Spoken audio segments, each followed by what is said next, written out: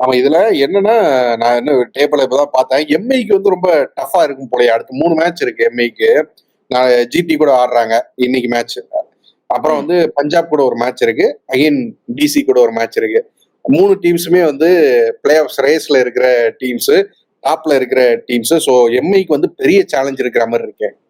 Exactly. Whereas Punjab வந்து கீழ இருக்கிற டீம்ஸோட விளையாடுறாங்க. பஞ்சாப் பஞ்சாப்க்கும் டிசிஎம்ஐ இருக்கிறாங்க, ஆர்ஆர் இருக்கிறாங்க. அவங்களுக்கு வந்து அந்த 2 பாயிண்ட் கொடுக்கிறதுக்காக அங்க வந்து அங்க ஆர்ஆர் இருக்காங்க பாருங்க.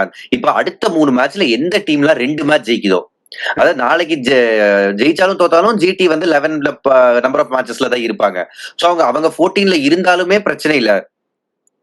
பட் மும்பை இந்தியன்ஸ் வந்து 16க்கு போயிருவாங்க ஆஃப்டர் 12 கேம்ஸ். சோ ஜிடியால கேட்ச் அப் பண்ண முடியும். சோ ரொம்ப ரொம்ப இன்ட்ரெஸ்டிங்கா இருக்கு. எதுவுமே ப்ரெடிக்ட் பண்ண முடியாது. நான் இன்னமும் சொல்றேன், டாப் 4ல ஷஃபிள் வரலாம்.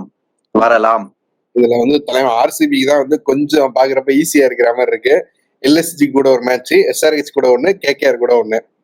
பட் இந்த சீசன் என்ன வினோதம்னா, முன்னாடி 16 பாயிண்ட் எடுத்தா நம்ம வந்து பிளே ஆஃப் கேரண்டின்னு சொல்லுவோம். அதான் கட் ஆஃப் மார்க்கா இருந்துச்சு. இந்த தடவை எனக்கு என்னமோ 18 கூட கட் ஆஃப் மார்க்கா இல்லன்னு தோணுது.